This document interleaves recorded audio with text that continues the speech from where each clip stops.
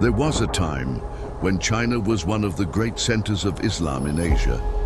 Muslim governors, Muslim admirals, independent Muslim kingdoms, Chinese Muslim empire.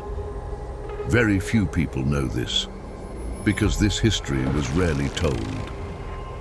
One emperor of China came to power with the support of Muslims. After becoming emperor, he even wrote a poem praising Prophet Muhammad sallallahu alaihi wasallam. During this period, millions of Chinese came into contact with Islam. Many of them embraced the faith. So how did Islam spread across China?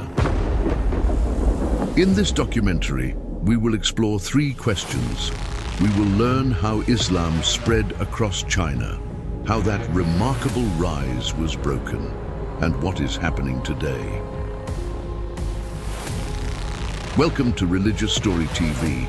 Please subscribe to the channel, like this video, and leave a comment. May Allah reward everyone who helps spread beneficial knowledge. If you're ready, let's begin. Everything began with one simple fact. Islam did not spread only through war. It also spread through trade and knowledge. Countries like Indonesia, Bangladesh, and Malaysia became Muslim this way. China was one of them too. During the lifetime of Prophet Muhammad sallallahu alaihi wasallam, Arab merchants were already sailing across the Indian Ocean. They traveled to India, Southeast Asia, and even the ports of China.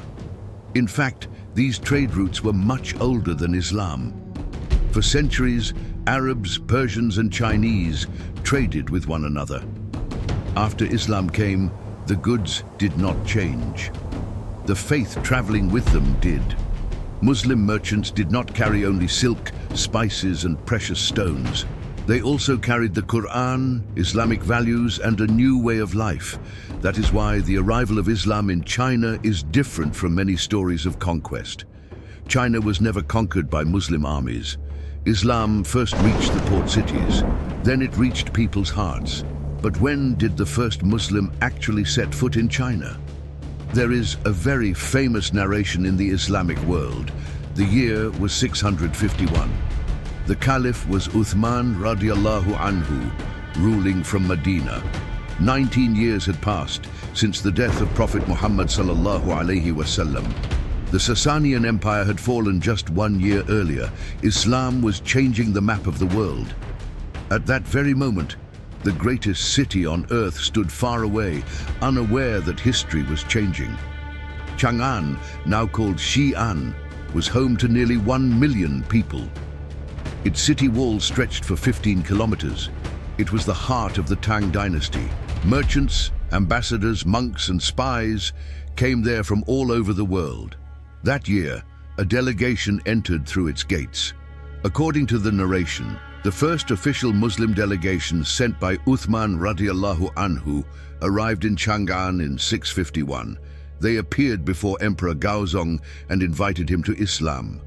Now think about this, a religion that had existed for only about 20 years, standing before an empire with 2,000 years of history.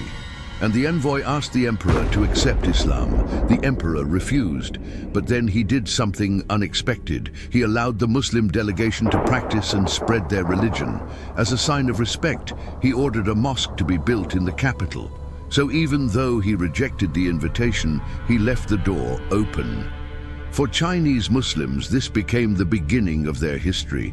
They believed the delegation was led by Sa'd ibn Abi Waqqas radiallahu anhu, one of the Sahabah of the Prophet, and that he was later buried in Guangzhou. According to Tang dynasty records, Arab delegations visited China 39 times between 651 and 798. 39 times. That meant a huge movement of people. Muslims kept coming. They taught, traded, lived among the people, and shared their faith. This was the greatest form of jihad, living by Islam and making people love Islam through good character and example. In 742, the first mosque was established. A large Muslim community would grow there. Through the efforts of the Sahabah and later the Tabi'in, Islam began to spread strongly across China. But 1,000 years later, that same community would hear the Chinese state say, "You do not belong here." And less than 100 years after those first contacts, two great powers would face each other on the banks of a river. That battle would change not only the future of Central Asia, but also the way humanity gained knowledge. The name of that river was Talas. Throughout history, the Chinese army and the Muslim army faced each other on the battlefield only once. It was July 751. The battle took place near a river in what is now the border between Kazakhstan and Kyrgyzstan. It was a great open battle with nothing but dust, horses, arrows and swords. But how did they end up there? The Tang Empire had expanded westward. It had taken control of the Tarim Basin and secured key points along the Silk Road. The Abbasids had only recently overthrown the Umayyads and were now looking toward the east. Two great powers wanted control of the same route. Abu Muslim sent an army under the command of Ziyad ibn Salih. It included Arab cavalry, Persian supporting forces, and several Turkic groups. Together, they marched against the Chinese army. Facing them was a Chinese force of about 30,000 soldiers. Among them were the Karluk Turks. It was remarkable that both armies included Turkic warriors, and those warriors would decide the outcome of the battle. For 5 days, neither side could win. Then, some of the Turkic forces fighting with the Chinese changed sides. They attacked the Chinese army from within. The Chinese lines were struck from the front and from the rear at the same time. The formation collapsed. General Gao Xianzhi escaped with part of his army. Thousands of his soldiers were killed or taken prisoner. Historians do not fully agree on whether the Karluks had planned this from the beginning or switched sides during the battle. But the result is clear. China's westward expansion came to an end. Islam gained greater influence in the region, and it also began to spread more widely among the Turkic peoples. But the prisoners were not only soldiers. Among them were skilled craftsmen. Some of them knew the secret of making paper. According to historical sources, these prisoners brought paper-making to West Asia. After Talas, paper mills were established first in Samarkand and later in Baghdad. Then something extraordinary happened across the Islamic world. Libraries multiplied. The Great Translation movement began. What we now call the Islamic Golden Age was written in part because of the knowledge those prisoners carried with them. After the battle, the Caliph sent an envoy to the Chinese emperor. In December 752, diplomatic relations were restored. Just 4 years later, the Tang Empire was nearly destroyed by internal rebellions. Its control over Central Asia collapsed. The Turkic peoples filled the power vacuum. But the real story was not being written in the north. It was being written in the south. Because Islam did not truly enter China through a battlefield, it entered through a harbor. And 200 years later, something terrible would happen there. At that time, the richest port in the world was Guangzhou in China. While armies were fighting at Talas, Islam had already entered China through this port. Arab merchants crossed the Indian Ocean by ship and sailed into the South China Sea.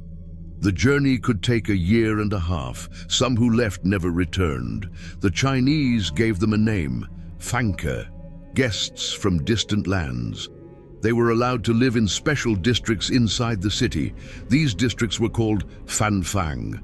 They had their own qadis. They followed their own laws. They built their own mosques and cemeteries. The government did not interfere. More than 1,300 years ago, there were Muslim neighborhoods in China with their own qadis. It is hard to believe. Mosques were built. Families settled there. They got married. They had children. As the generations passed, they were no longer just visitors. Over time, their population would grow into the millions. But when a crisis came, they became the target. In the year 879, Chinese forces surrounded Guangzhou. They targeted the city's wealthy international trading communities: Muslims, Arabs, Persians, Christians, and Zoroastrians. Arab sources claim that 200,000 people were killed, but only Arab sources describe the massacre. Chinese records never mention it. They simply say that Huang Chao captured the city and later withdrew after disease spread through his army. On one side, there is a history. On the other, there is silence. In this documentary, you will see that silence many times. In the 11th century, and again in the 21st century, the massacre destroyed Guangzhou's merchant community. For an entire generation, trade came to an end. It ended, but not forever. 50 years later, the ships returned, and a new port was rising. The Arabs called it Zaytun. There, one Muslim merchant would rise to such an important position that all of China's maritime trade would pass through the signature of a single Muslim. The Song dynasty was one of the most unusual periods in Chinese history. It was militarily weak. Its northern borders were under constant pressure, but economically, it became one of the most advanced societies in the world. It introduced the first paper money, the first widespread use of the compass for navigation, and some of the world's largest ports. For the first time in Chinese history, sea trade became more important than land trade. For Muslim merchants, this was a golden age.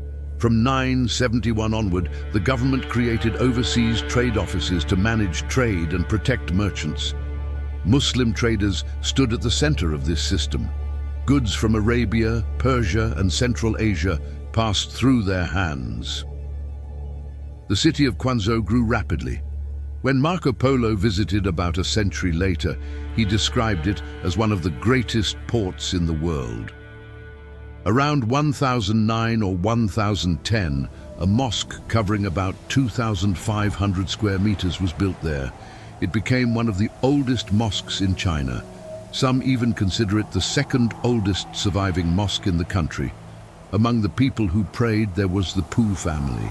Pu Zheng came from a wealthy Muslim family of Arab origin. In 1274, he was appointed head of Guangzhou's maritime trade office. The office he managed handled at least 10 million strings of copper coins every year. Thousands of people worked under his authority. He also financed bridges and watchtowers throughout the city. The economic lifeline of an empire was in the hands of a Muslim. How was that possible? Because the Song dynasty did not say to Muslims, "You do not belong here." Instead, it said, "You are valuable." And something else was happening, quietly, slowly, almost without anyone noticing. The Muslim merchants married local Chinese women. Their children spoke Chinese, their grandchildren thought in Chinese, but they continued to pray. They did not eat pork. And every Friday, they went to the mosque. By the 1160s, large Muslim cemeteries had appeared in the major port cities. These communities were no longer simply Arab. They were no longer Persian, but they were not fully Chinese either. They had become something new, something that did not even have a name yet. And the story of Pu Zheng would end with one of the most controversial betrayals in history, because they were coming from the north. Horsemen, countless horsemen. And when they arrived, the future of Muslims in China would change forever, in a way that no one could have imagined. The Mongol invasion was one of the greatest disasters in human history. Baghdad fell, the Abbasid Caliphate came to an end, millions of people were killed. We made a separate documentary about this. You can watch it by subscribing to the Religious Story TV YouTube channel. But while the Mongols were a disaster for Muslims in the Middle East, the opposite happened for Muslims in China. The Mongols raised them to the empire's second highest social class. Why? Because when the Mongols conquered China, they faced a serious problem. They knew how to conquer cities, but they did not know how to govern them. They did not know how to collect taxes, how to build canals, how to keep financial records, or how to map the stars. So who did know? The Muslim world they had just conquered. Tens of thousands of Muslims from Bukhara, Samarkand, Persia, and Khwarezm were sent east.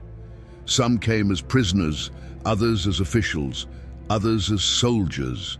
The Yuan dynasty officially placed them in the Semu class, below the Mongols, but above the Chinese. Think about that. For centuries, Muslims had been treated as guests.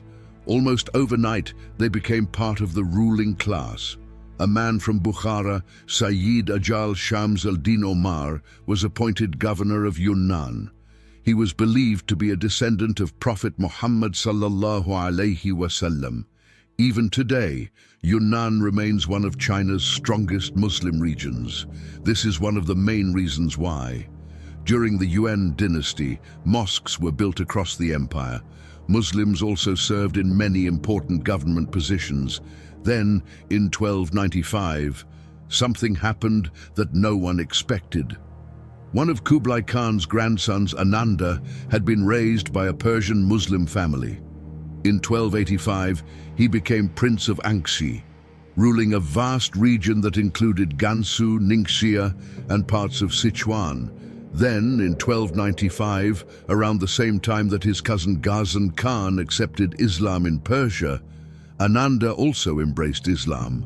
The 150,000 Mongol soldiers under his command, along with many people living in the region, accepted Islam as well. When the Mongol Yuan dynasty collapsed in 1368, Muslims had become the largest minority in China.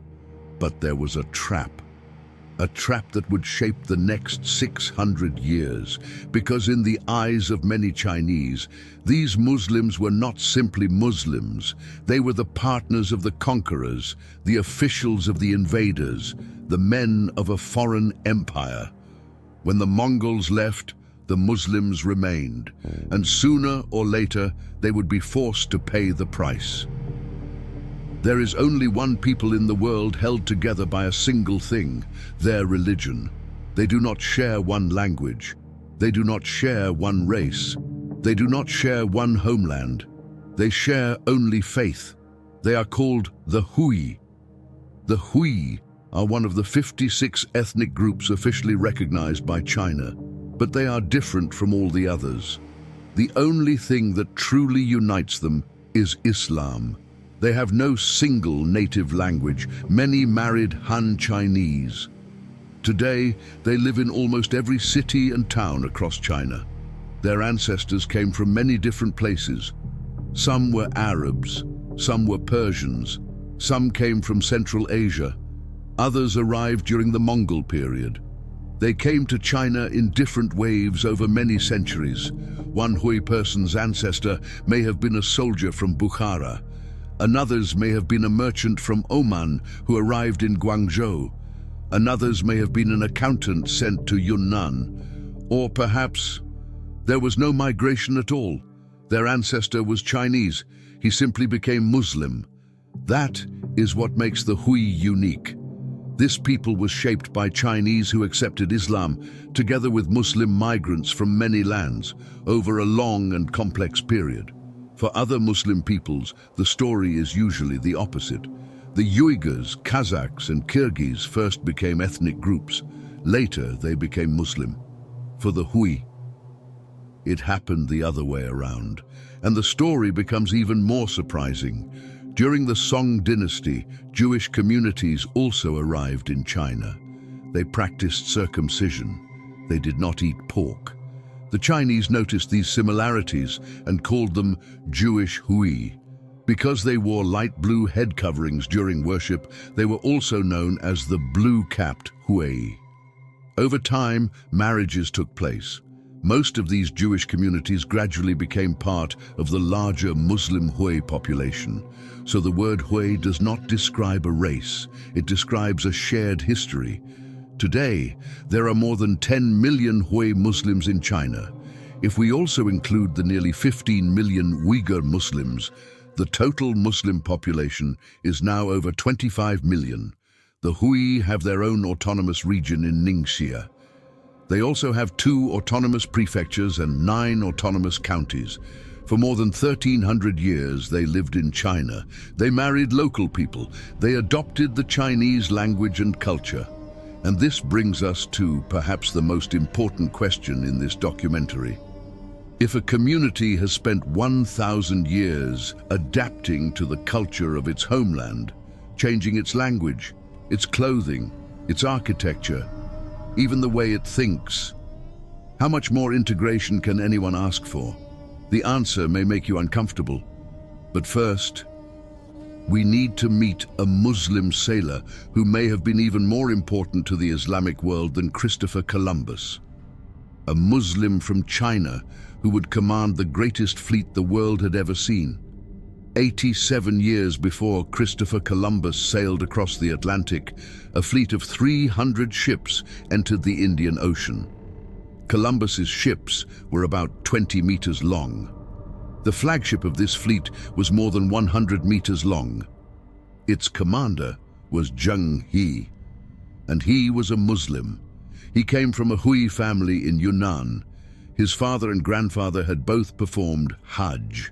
When the Ming army conquered Yunnan, he was captured as a young boy. He was castrated and taken to the imperial palace. There he rose through the ranks. Between 1405 and 1433, he led 7 great voyages.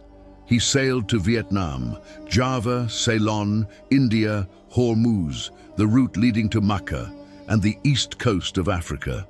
He brought a giraffe back to the emperor. He removed kings from power. He built trade networks across the seas. A Muslim had become the face of the Chinese empire to the world. But then everything changed. The Ming dynasty closed the door. The voyages were stopped, the records were burned, and a new policy began. Chinese rulers feared that the Muslims living inside China might work with foreign Muslim powers. Because of that fear, they began a policy of assimilation. Hui Muslims were encouraged, and sometimes forced, to adopt the Chinese language and culture. Over time, this policy separated them from the wider Islamic world of Central Asia and Persia. Now imagine yourself in their place. There were almost no teachers left who could read Arabic. No new Islamic books arrived from abroad. Making Hajj became almost impossible. The new generation could read only Chinese. How could Islam survive in a situation like this? The answer became one of the most remarkable intellectual achievements in history. Chinese Muslim scholars began explaining Islam through the language of Confucianism. This became known as the Han Kitab, or the Chinese books. The first great scholar was Wang Dayu. He called himself the true elder of Islam. He published his first major work in 1642. His ancestors were Muslim astronomers who had come from Arabia. In 40 chapters, he explained Allah, human nature, Islamic beliefs, family life, marriage, death, and the hereafter. Then came Maju. In 1683, he wrote The Compass of Islam. He was a descendant of Sayyid Ajal Shams al-Din Omar, the famous governor of Yunnan during the Yuan dynasty. Then came the greatest of them all, Liu Ji. He was born in 1660. He grew up in a Hanafi family with a strong Sufi tradition. At the age of 12, he began studying in a mosque in Nanjing. After the age of 15, he spent 15 years studying Confucianism, Taoism, and Buddhism at home. His greatest work, Tianfang Xingli, was printed 25 times between 1760 and 1939. These scholars explained the core beliefs of Islam using Confucian language and ideas. They placed great importance on the concept of fitrah, the natural human tendency to believe in Allah. They argued that a bridge could be built between Confucian ideas of heaven and the Lord worshipped in Islam. Was this a compromise, or was it a work of genius? People are still debating that question today. But remember this, 400 years later, the Chinese government would use the very same idea again. Sinicization. Only this time, it would not be carried out by scholars, it would be carried out by bulldozers. But before that happened, The dynasty that replaced the Ming would make these people pay one of the bloodiest prices in their history. The Chinese government was about to begin killing millions of Muslims. This became one of the deadliest civil wars in human history, yet most people have never even heard of it. At that time, China was ruled by the Qing dynasty. The Qing rulers were Manchus, not Han Chinese. They were outsiders themselves, and foreign dynasties often looked at other minorities with suspicion. The tension grew slowly. During the 18th century, Sufism spread across China. As Islam spread more quickly, government pressure also increased. Then, in 1856, Muslims were massacred in Kunming. The violence sparked a rebellion across the province. A Han Chinese who had accepted Islam, Du Wengxiu, established an independent Muslim state in Dali. It was called Pingnanguo. The state survived for 17 years.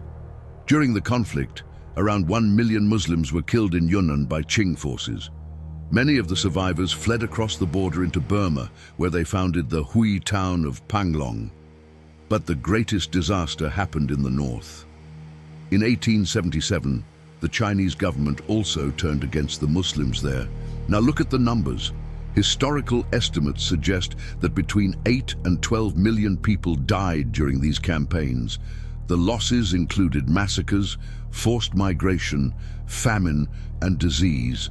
Gansu lost about 74% of its population, and there is one more shocking statistic.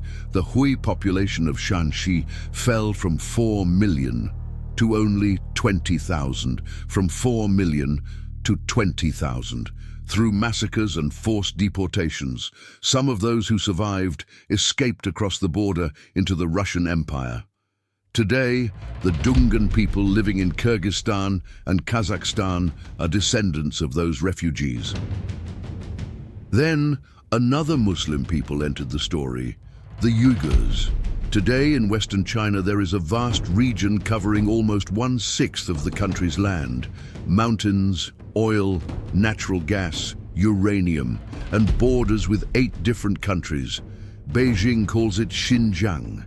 Millions of Uyghurs call it East Turkestan. For centuries, this land stood at the meeting point of China, Persia, India, and Turkestan. Whoever controlled this region gained more than land.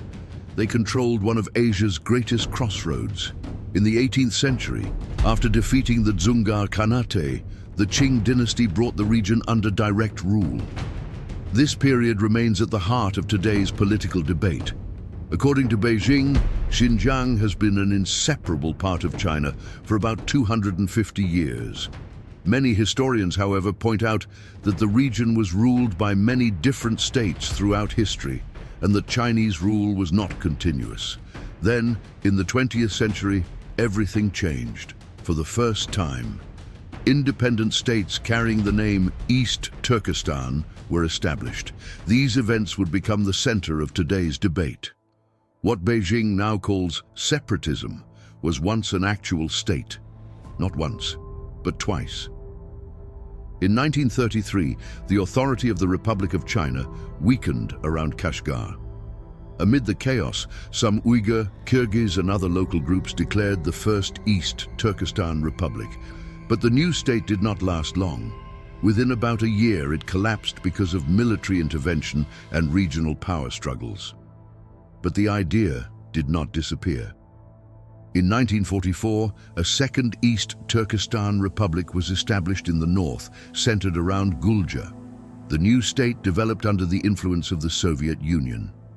For about 5 years, it governed part of the region. But at the same time, a much bigger war was taking place in China. The communists and the nationalists were fighting their final battle. In 1949, Mao Zedong came to power. That same year, several leading figures of the Second East Turkestan Republic were reportedly flying to Beijing when their plane crashed inside the Soviet Union. They all died. Even today, the incident remains controversial. There is no conclusive evidence that the crash was anything other than an accident. But for decades, different claims and conspiracy theories have continued to circulate. Soon after the loss of its leadership, the region came under the control of the People's Liberation Army. In 1955, Beijing officially established the Xinjiang Uyghur Autonomous Region. The Chinese government presents this as a natural step toward national unity. Many Uyghurs, however, see it as the end of their attempts at independence. This is where one of the roots of today's conflict begins, because the two sides are not only arguing about the present, they remember the past in very different ways. And sometimes, history is where the greatest political struggles begin. In 1966, China declared war on its own past. Temples were burned, churches were closed, Confucius's tomb was damaged, and copies of the Quran were burned in the streets. To understand the Cultural Revolution, you first need to understand the Chinese Communist Party. As a Marxist-Leninist party, it viewed religion as a temporary illusion. It believed that once class conflict disappeared, religion would disappear on its own. But Mao Zedong was not a patient man. Between 1966 and 1976, Uyghur religious sites were destroyed. Religious and cultural practices were banned. But one thing should be made clear. This did not happen only to Muslims. Buddhist monasteries were destroyed. Taoist temples were turned into storage buildings. Christian priests were sent to work in the fields. Even members of the Communist Party were attacked if they were accused of being revisionists. The Cultural Revolution was an anti-religious campaign carried out by an officially atheist state, and Muslims were among its main targets. Mosques became barns, warehouses, party offices. Imams were publicly humiliated as feudal relics. Some Muslims were reportedly forced to eat pork. Anything written in Arabic was confiscated. Passing faith from one generation to the next became almost impossible. A single report from a child at school could destroy an entire family. For 10 years, a whole community practiced its religion only in whispers. Now we come to a turning point. In 1976, Mao died. The Cultural Revolution ended. Deng Xiaoping came to power. China began one of the fastest economic transformations in history. That change also affected religion. During the 1980s, mosques reopened. Old ones were restored, new ones were built. Muslims were allowed to perform Hajj again. Arabic could once again be taught. Books arrived from Saudi Arabia and Egypt. New minarets rose across Ningxia, Gansu, and Yunnan. A new generation rediscovered the faith of its grandparents. This period lasted for about 30 years. Now let me ask you something. If the Chinese government allowed a religious revival for 30 years, why did it suddenly change course? What happened? The answer cannot be explained in just a few words, but it begins with one date, July 5th, 2009, Urumqi. Every crisis needs a reason. In 2009, that reason arrived on its own. But first, we need to understand what came before. After 1949, the Chinese government encouraged large numbers of Han Chinese to move into Xinjiang. Between the 1940s and the 1980s, the Han population in the region increased by about 2,500% as part of efforts to integrate Xinjiang into the modern Chinese state. 2,500%. Today, both Han Chinese and Uyghurs each make up about 40% of Xinjiang's population of roughly 25.5 million people. Think about that. In just 70 years, the region's demographic balance was transformed, but the benefits of economic growth were not shared equally. Many of the best jobs went to Mandarin speakers. Much of the region's oil wealth flowed to eastern China. Many young Uyghurs felt like second-class citizens in their own homeland. Then came June 2009. A Uyghur factory worker was killed in southern China. The authorities were widely criticized for their handling of the case. On July 5th, 2009, a peaceful protest was organized in Urumqi. The demonstration turned violent. At least 200 people were killed, most of them Han Chinese. Around 1,700 others were injured. In the days that followed, Han mobs also attacked Uyghurs in the streets. The government shut down the internet across Xinjiang, which then had a population of about 22 million people. The blackout lasted for 10 months. It also made independent investigations extremely difficult. After that day, something changed. Beijing had two ways to understand what had happened. The first was to see it as a problem of economic inequality and discrimination.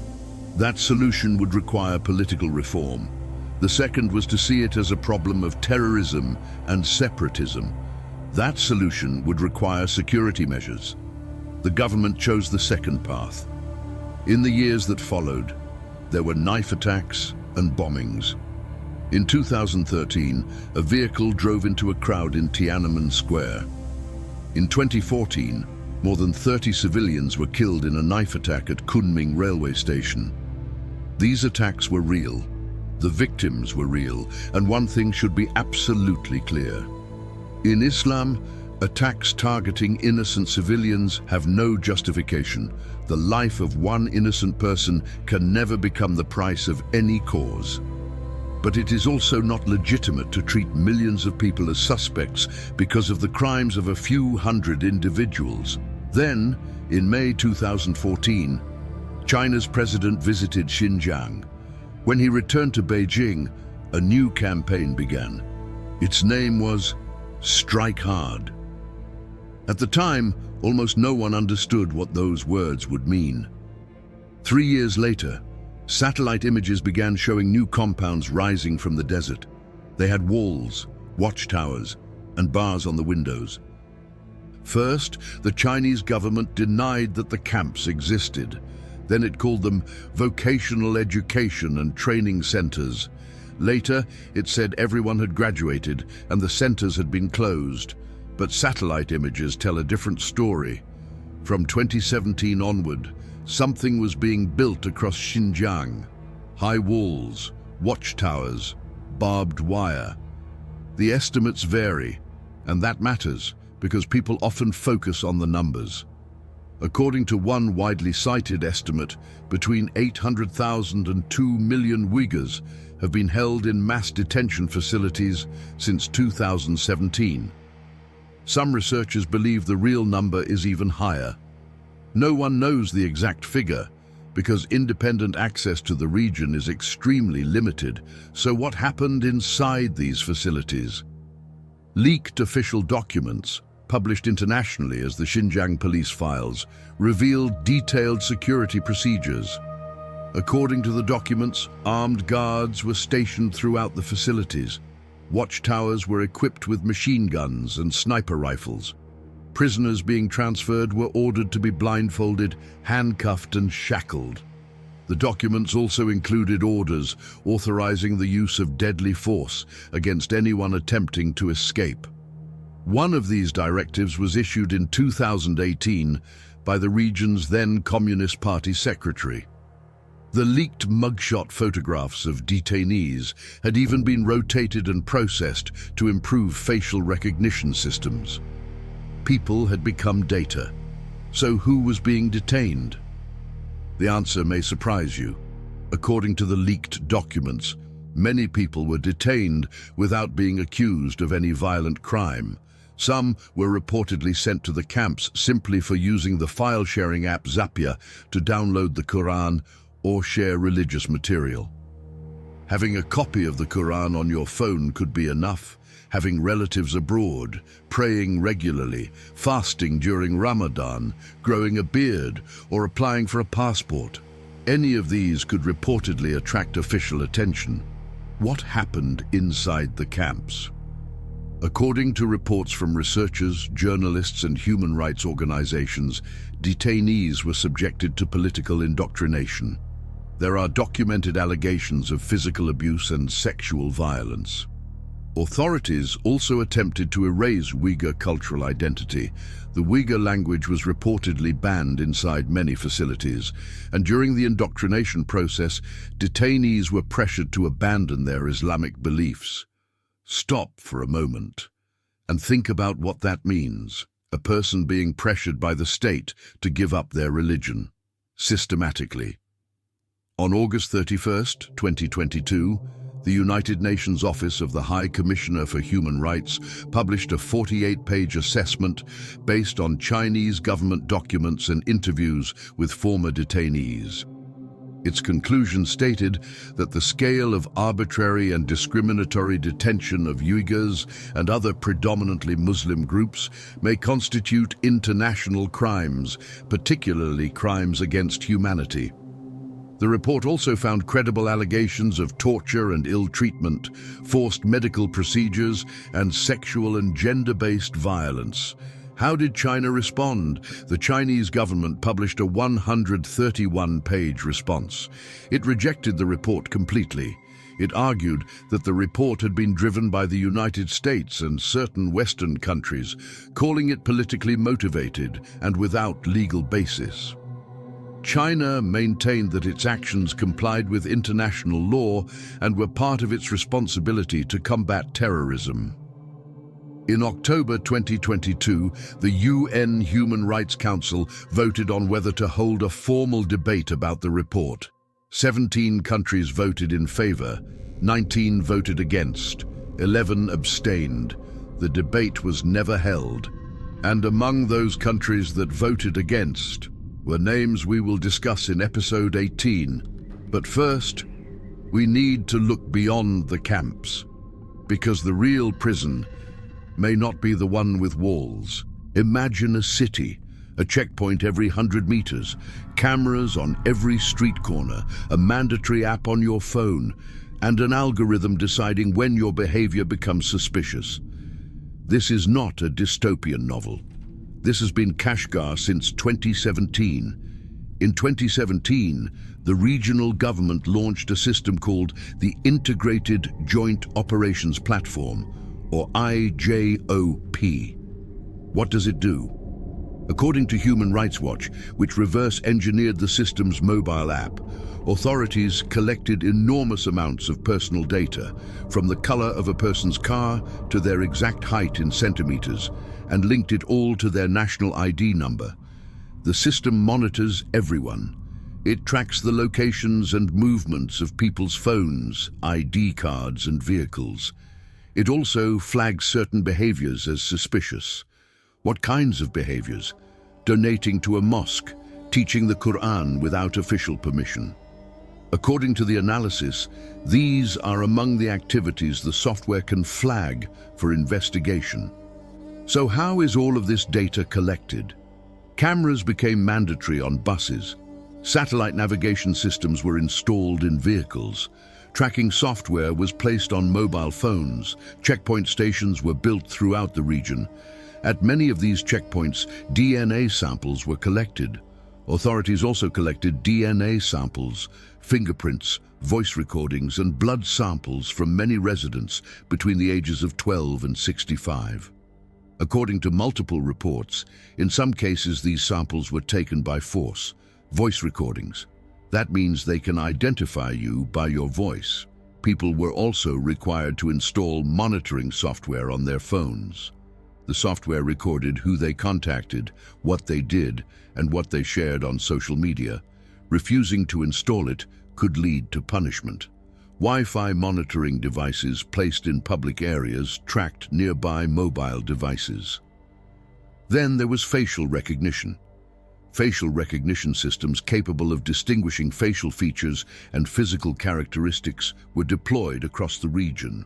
Police in other parts of China also began using this technology to identify and track Uyghurs. Think about that. The structure of a person's face could make them a target for an algorithm. Cameras were installed in camps, schools, and around mosques. One more fact.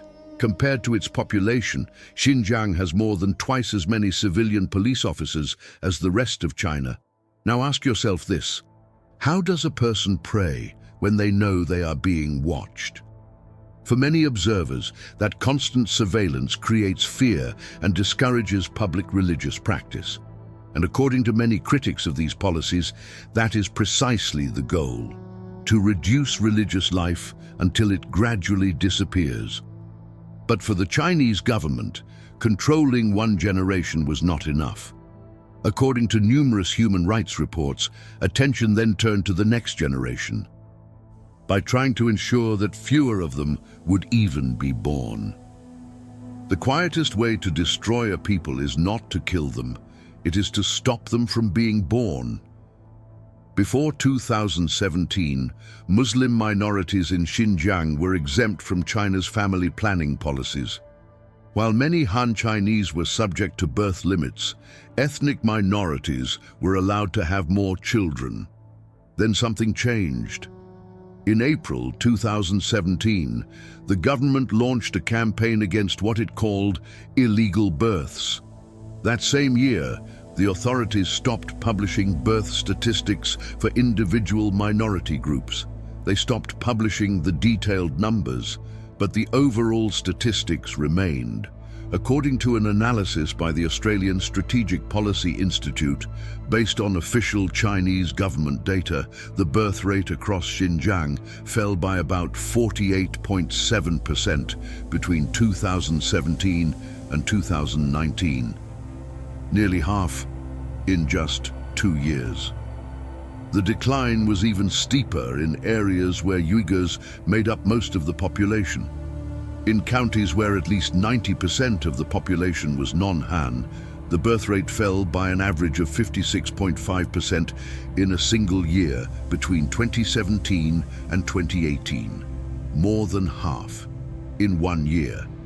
In the Hotan region, where about 97% of the population is Uyghur, the birth rate fell to 8.58 births per 1,000 people in 2018. Before 2017, it had been above 20 per 1,000. So how did this happen? Look at the numbers for IUD insertions. In 2014, Xinjiang recorded a net rate of 545 IUD insertions per 100,000 people. The national average was 362. By 2018, Xinjiang had risen to 963. Meanwhile, the national average had fallen to 21.5 after China relaxed its birth control policies, 21 nationwide. 963 in Xinjiang, about 45 times higher. Official government documents stated that violating birth control policies could lead to detention without trial. There are also eyewitness testimonies. Former detainees reported being given unidentified medications and injections. Some said they were forced to receive IUDs before entering the camps. Others reported being pressured into surgical sterilization. The United Nations stated that there are credible indications that reproductive rights have been violated through the coercive enforcement of family planning policies since 2017. So what does China say? The Chinese government says that abortions, sterilizations, and IUD procedures are voluntary. It also says that under the law, both Han Chinese and Uyghurs are allowed to have 2 children. According to Beijing, the falling birth rate is mainly the result of social and cultural changes, including changing attitudes toward marriage and family. But birth rates have declined across China as a whole. The decline in Xinjiang, however, has been much steeper than the national average. One analysis estimated that these policies could prevent between 2.5 and 4.5 million births in southern Xinjiang over the next 20 years. It also projected that the region's minority population could become about 1/3 smaller than it otherwise would have been. And what happened to the children who were born? The government established state boarding schools for children whose parents had been detained. In these institutions, children had little or no access to their families, language, or cultural traditions. The mother was in a camp. The father was in prison. The child was in a boarding school, learning Mandarin. 3 years later, that child might no longer be able to speak with his own mother because they no longer shared the same language. And what happened to people after they left the camps? Multiple investigations documented that many were transferred to work in cotton fields and factories under coercive labor programs. As global supply chains came under greater scrutiny, several major international companies reduced or ended sourcing from the region. Now we have to ask one final question. Why is the state doing this? The explanation of counter-terrorism does not fully explain a policy that affects the birth rates of millions of people, especially since similar population control measures have also been reported in places where there had been no major terrorist attacks. In May 2023, tens of thousands of people took to the streets in a small town in Yunnan. They were all Muslims, but none of them were Uyghurs. They were Hui, people who had lived in China for more than 1,300 years. They spoke Chinese, they had Chinese names, many had married Han Chinese, their scholars had even explained Islam through the language of Confucianism. In other words, they were the integrated Muslims. So what were they protesting for? The dome of their mosque. In 2016, China's president called for the Sinicization of religions. The policy aimed to bring all religious life under the guidance and control of the state and the Communist Party. After that, state control over religion became much stricter. Officials described the campaign as a fight against what they called the three trends: Arabization, Saudi influence, and the spread of halal culture. What did that mean in practice? Mosques built in an Arab architectural style had their minarets shortened. Their domes were removed. Many were replaced with traditional Chinese pagoda-style roofs. Muslim restaurants were ordered to remove Arabic halal signs and replace them with Chinese ones. The first photographs of mosques with their domes removed began circulating in 2018.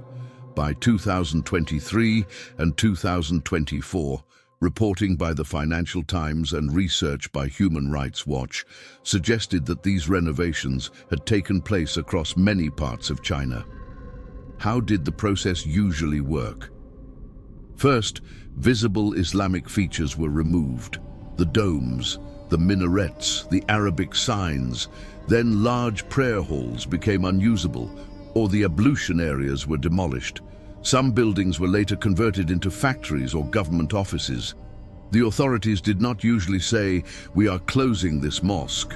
Instead, according to witnesses, they removed the essential parts needed for religious worship.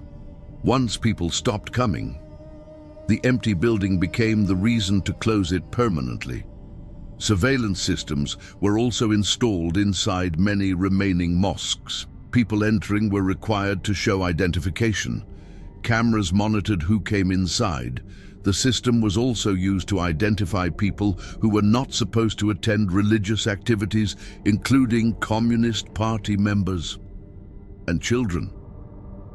Article 37 of China's regulations on religious affairs prohibits people under the age of 18 from participating in many religious activities or entering certain religious venues. In practice, this has meant strict limits on children's religious education, with penalties reported for families that violate the rules. If a child cannot enter a mosque, who will teach that child Islam? No one. And according to many critics, that is precisely the objective. Now let's return to Yunnan. The Najiaying Mosque in the town of Nagu was one of the last mosques still resisting the removal of its Islamic architectural features. It is one of the most important historic centers of Islam in Yunnan. In May 2023, tens of thousands of Hui Muslims gathered to protect its dome and minarets. Videos shared on social media showed clashes between riot police and protesters. Police blocked worshippers from entering for the noon prayer. Some protesters threw objects. Police responded with batons. Dozens of people were detained. The result? The dome and the minarets were removed. Security around the mosque increased. One local resident later said, We all understood this was never just about a dome. They want to turn all Muslims into Han Chinese. They want to remove Islam from daily life. They want to stop prayer, stop religious education, and change our culture and our way of living. So how large is this campaign? According to one report, about 3/4 of China's mosques have been altered, closed, or partially demolished. In the Uyghur region, satellite imagery indicates that since 2017, at least 8,500 mosques, more than 1/3 of all mosques there, have been destroyed. Field research suggests the real number could exceed 16,000. Some former mosques have been turned into shops, community centers, or even bars. Bars. Why? Why would a government be so troubled by the dome of a mosque built by its own citizens? And after we answer that question, I will ask an even harder one, not to you, but to a world of 1.5 billion Muslims. Why would a government fear the dome of a mosque? The answer is not theology, it is power. The Chinese Communist Party is officially atheist. Party members are not allowed to practice religion. This is not simply a personal choice, it is written into the party's rules. An organization with more than 90 million members expects loyalty to the party above all else. But the real issue is not philosophy. In Marxist theory, religion is seen as a product of class conflict. Once communism is fully achieved, religion is expected to disappear on its own. Mao Zedong tried to speed up that process by force. He failed. After Mao, the party accepted that religion would continue to exist and allowed it limited space. So why change course now? There are 3 main reasons. The first is competing loyalty. For an authoritarian state, one of the greatest concerns is when citizens place their highest loyalty somewhere other than the state. If a person's highest loyalty is to God rather than the party, the government may see that as a challenge to its authority. The policy of Sinicization is designed to ensure that the party becomes the final authority over public religious life. That is why the policy is not aimed only at Islam. Christian churches have also faced tighter controls. Tibetan Buddhism has been heavily regulated. Falun Gong has been banned. This point is important. China's policy is not directed only against Islam. It is directed against any independent source of authority outside the Communist Party. But in practice, Muslims have carried some of the heaviest burden. The second reason is geography. Xinjiang is one of China's most important regions. It contains major reserves of oil, natural gas, and other natural resources. It is also a key part of the Belt and Road Initiative, connecting China by land to Central Asia, the Middle East, and Europe. The current Chinese government has repeatedly described preventing the creation of an independent East Turkestan as a major national security priority. So this is not only about religion, it is also about territory. The third reason is identity. Religion gives people a shared identity, a shared calendar, shared traditions, shared values, sometimes even a shared language. For a state seeking to build one unified national identity, any separate identity can be viewed as a challenge. China's approach has also changed over time. In its early decades, the People's Republic largely followed the Soviet model by recognizing different ethnic groups and granting limited cultural autonomy. Under Xi Jinping, that approach shifted towards stronger integration and assimilation into a single national identity.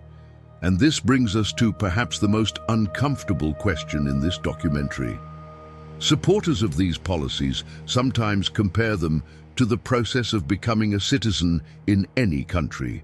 They argue that newcomers adapt to the culture of the society they live in. But the Hui have lived in China for more than 1,300 years. They already speak Chinese. Many have married Han Chinese. Centuries ago, their own scholars explained Islam using Confucian and Taoist ideas. They integrated into Chinese society by their own choice, more than 400 years ago, so how much more integration is possible? For many critics, the answer is this.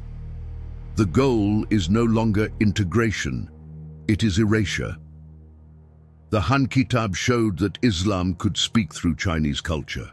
Its critics argue that today's policies seek something different, not for Islam to adapt, but for Islam to become silent, and all of this is happening in front of the world. So what has the world done? Many Western countries imposed sanctions, some passed new laws, some governments described China's actions as genocide. But what about the Muslim world?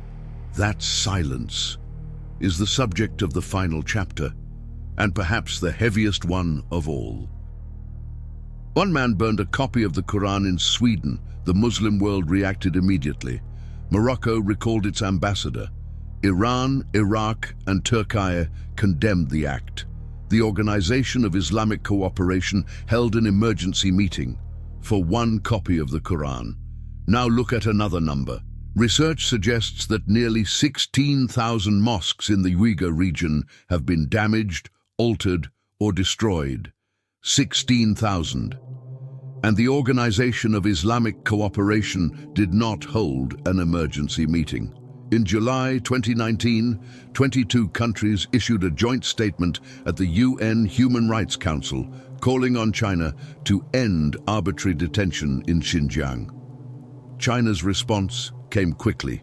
37 countries signed a letter supporting Beijing and praising what they described as China's remarkable achievements in the field of human rights. Among those 37 countries were 14 members of the Organization of Islamic Cooperation. They included Algeria, Bahrain, Egypt, Kuwait, Saudi Arabia, Oman, Pakistan, Qatar, Somalia, Sudan, Syria, Tajikistan, Turkmenistan, and the United Arab Emirates. What did the letter say? It praised China's counter-terrorism and counter-extremism measures in Xinjiang and claimed they had given people a stronger sense of happiness, fulfillment, and security. Happiness. Later that same year, another vote took place. 23 countries criticized China's treatment of the Uyghurs. Beijing received the support of 54 countries. It is also important to note that Afghanistan, Albania, Bangladesh, Indonesia, Malaysia, Morocco, Tunisia, and Turkey did not sign China's letter. But no Muslim-majority country joined the UN call for an independent international investigation. Not one. Why? The short answer is money and power. While signing major trade agreements, Saudi Arabia publicly expressed its respect for China's leadership. In Egypt, reports emerged that Chinese security officials were allowed to question Uyghur exiles on Egyptian soil, while Cairo was seeking Chinese investment. Pakistan, one of the strongest voices on the Rohingya crisis, remained largely silent about the Uyghurs as major Belt and Road projects continued. And it was not only silence. In Egypt, hundreds of Uyghurs were detained. At least 20 were deported to China in 2017. Many were students at Al-Azhar University. Al-Azhar, students studying at one of the most respected centers of Islamic learning, were arrested and sent back to China. In Saudi Arabia, there were also reports that Uyghurs who had completed Umrah between 2018 and 2020 were detained and later deported. Another was reportedly arrested after completing Hajj, after Hajj. One study estimates that since 2017, more than 680 Uyghurs have been quietly detained and returned to China by various Muslim-majority countries. But there is another step.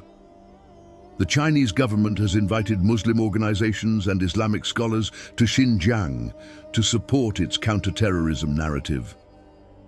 In January 2024, a delegation of scholars from Saudi Arabia, Egypt, Bosnia, Serbia, and Tunisia visited the region. After the visit, they rejected allegations of genocide and publicly supported China's position.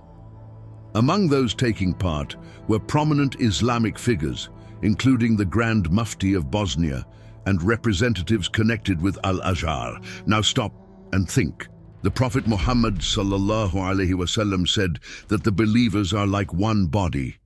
When one part suffers, the whole body feels the pain. Today, many would ask whether that body is still awake. As we end this documentary, I want to leave you with one final thought. 1375 years ago, a Muslim envoy walked through the gates of Chang'an. He invited an emperor to Islam. The emperor refused, but he allowed a mosque to be built. After that, these Muslims witnessed the Battle of Talas. They survived the Guangzhou massacre. They lived through the Mongol invasion. They endured the isolation of the Ming dynasty. They survived the Qing wars that claimed millions of lives. They watched their copies of the Quran burn during the Cultural Revolution. And every time, they returned. Today, they face something history has never seen before. A system that recognizes every face, records every voice, tracks every movement. Perhaps the world's first attempt at technological assimilation on such a scale. No one knows how it will end, but we do know one thing. The mosque in Kashgar is still standing, its dome is gone, its minaret is gone. A camera watches its entrance, but its walls remain. And throughout history, walls have often outlived those who tried to erase them. One man burned a copy of the Quran in Sweden. The Muslim world reacted immediately. Morocco recalled its ambassador. Iran, Iraq, and Turkey condemned the act. The Organization of Islamic Cooperation held an emergency meeting for one copy of the Quran. Now look at another number. Research suggests that nearly 16,000 mosques in the Uyghur region have been damaged, altered, or destroyed. 16,000. And the Organization of Islamic Cooperation did not hold an emergency meeting. In July 2019, 22 countries issued a joint statement at the UN Human Rights Council calling on China to end arbitrary detention in Xinjiang. China's response came quickly. 37 countries signed a letter supporting Beijing and praising what they described as China's remarkable achievements in the field of human rights. Among those 37 countries were 14 members of the Organization of Islamic Cooperation. They included Algeria, Bahrain, Egypt, Kuwait, Saudi Arabia, Oman, Pakistan, Qatar, Somalia, Sudan, Syria, Tajikistan, Turkmenistan, and the United Arab Emirates. What did the letter say? It praised China's counter-terrorism and counter-extremism measures in Xinjiang and claimed they had given people a stronger sense of happiness, fulfillment, and security. Happiness. Later that same year, another vote took place. 23 countries criticized China's treatment of the Uyghurs. Beijing received the support of 54 countries. It is also important to note that Afghanistan, Albania, Bangladesh, Indonesia, Malaysia, Morocco, Tunisia, and Turkey did not sign China's letter. But no Muslim-majority country joined the UN call for an independent international investigation. Not one. Why? The short answer is money and power. While signing major trade agreements, Saudi Arabia publicly expressed its respect for China's leadership. In Egypt, reports emerged that Chinese security officials were allowed to question Uyghur exiles on Egyptian soil, while Cairo was seeking Chinese investment. Pakistan, one of the strongest voices on the Rohingya crisis, remained largely silent about the Uyghurs as major Belt and Road projects continued. And it was not only silence. In Egypt, hundreds of Uyghurs were detained. At least 20 were deported to China in 2017. Many were students at Al-Azhar University. Al-Azhar, students studying at one of the most respected centers of Islamic learning, were arrested and sent back to China. In Saudi Arabia, there were also reports that Uyghurs who had completed Umrah between 2018 and 2020 were detained and later deported. Another was reportedly arrested after completing Hajj. One study estimates that since 2017, more than 680 Uyghurs have been quietly detained and returned to China by various Muslim-majority countries. But there is another step. The Chinese government has invited Muslim organizations and Islamic scholars to Xinjiang to support its counterterrorism narrative. In January 2024, a delegation of scholars from Saudi Arabia, Egypt, Bosnia, Serbia, and Tunisia visited the region. After the visit, they rejected allegations of genocide and publicly supported China's position. Among those taking part were prominent Islamic figures, including the Grand Mufti of Bosnia and representatives connected with Al-Azhar. Now stop and think. The Prophet Muhammad ﷺ said that the believers are like one body. When one part suffers, the whole body feels the pain. Today, many would ask whether that body is still awake. As we end this documentary, I want to leave you with one final thought. 1375 years ago, a Muslim envoy walked through the gates of Chang'an. He invited an emperor to Islam. The emperor refused, but he allowed a mosque to be built. After that, these Muslims witnessed the Battle of Talas. They survived the Guangzhou massacre. They lived through the Mongol invasion. They endured the isolation of the Ming dynasty. They survived the Qing wars that claimed millions of lives. They watched their copies of the Quran burn during the Cultural Revolution. And every time, they returned. Today, they face something history has never seen before. A system that recognizes every face, records every voice, tracks every movement. Perhaps the world's first attempt at technological assimilation on such a scale. No one knows how it will end, but we do know one thing. The mosque in Kashgar is still standing, its dome is gone, its minaret is gone. A camera watches its entrance, but its walls remain. And throughout history, walls have often outlived those who tried to erase them.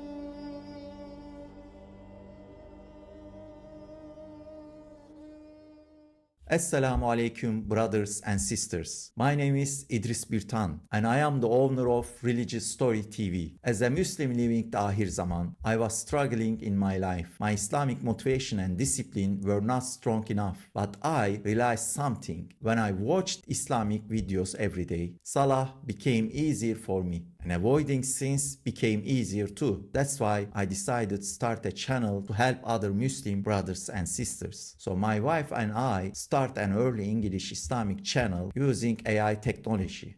In the beginning, people were not used to this concept and AI was not producing high quality result either. We also knew to both this technology and YouTube. Yes, we had some background. I'm computer engineer. I also had experience in music and my wife was talent in art and design. But this field was still very new to us. We worked day and night. We researched constantly. To be honest, it was very difficult to keep this channel alive in the beginning. I had lost my job, we had almost no income, and during the first year, we earned almost nothing from this channel. But somehow, we continued. And Allah made this channel become one of the biggest Islamic channels today. Alhamdulillah.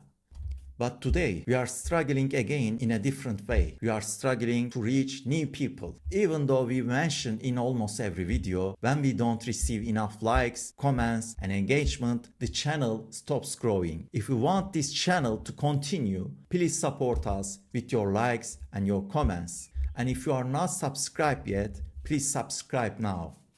We try to read all of your comments, and even if we can't reply all of them, every single one is valuable to us. We constantly make dua for the people on this channel and for Muslims all around the world. Inshallah, we will continue working with your support and of course Allah's help.